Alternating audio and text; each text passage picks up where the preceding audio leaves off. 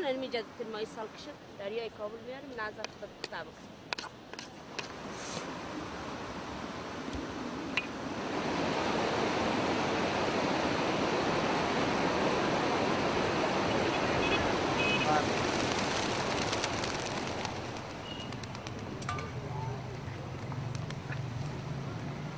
دریایی که دریای از آثار قدیم و آثار پدر کلان ما و شما کس همین دریای کابل بنا مشهور است.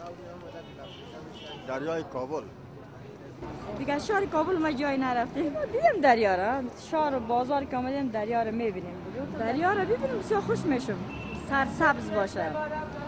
که یک جای خوب برای تفریح، برای بازی. وقتی یک خانه است که از کل چیز مانده. من خودم بسیار احساس زیر دارم که بچه‌م دخترم او باز باشه.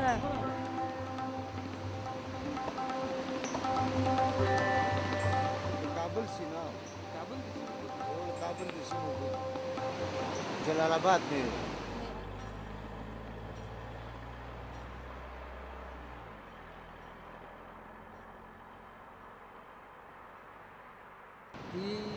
او از دریای کابل سرچشمه گرفته و از پایینتر از او لغمان و او نغلو گد میشه باز میه به جلال آباد و اینجا یک دوسته جکشن برق است که برق تولید میکنه برای جلال آباد و او باقی ماندهش میره طرف پاکستان.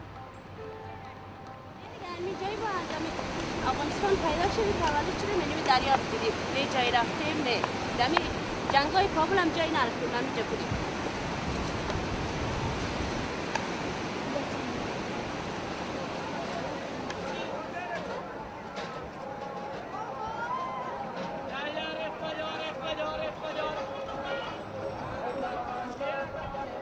همون گپ یک وقت یک فرانسوی گفت تا اینجا فرانسوی آن مرا گفت در کابل تعریف کرد ترجمانش کردم نگفت ما گفتم خامو خلاص بود نگم مار چی میگی ما گفتم در کابل 3 ماه و 6 ماه گو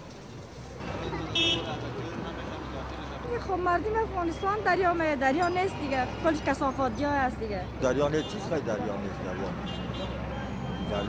دریا است گویا دریای قفرت میباشه چرا نه دریا چرا